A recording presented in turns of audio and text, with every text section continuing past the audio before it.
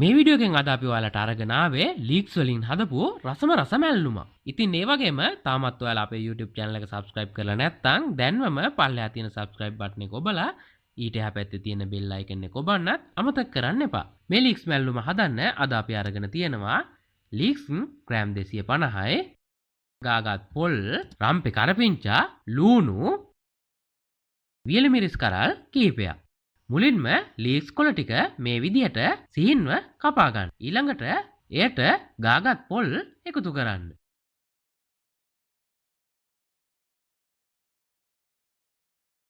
ඊළඟට කහකුඩු තේ හැන්දක් එකතු කරන්න. ඊළඟට රස අණුව ලුණු එකතු කරන්න. එකතු කරලා හොඳින් කලවම් කරන්න.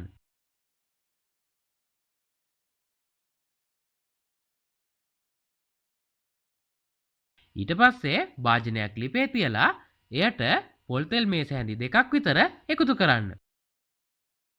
පොල් තෙල් ටික රත් වුණාට පස්සේ අබ තේ හැන්දක් එකතු කරන්න.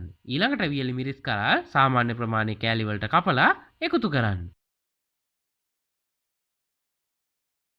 දැන් ලූණු, රම්පේ කරපිංචා එකතු කරන්න.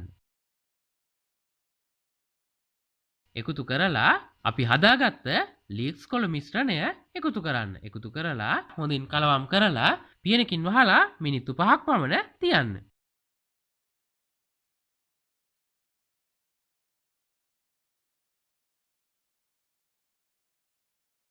ඉතින් ඒ වගේම තාමත් ඔයාලා අපේ YouTube channel එක subscribe කරලා නැත්නම් දැන්වම පල්ලෙහා තියෙන subscribe button එක ඔබලා ඊට එහා පැත්තේ තියෙන bell icon එක ඔබන්නත් අමතක කරන්න එපා.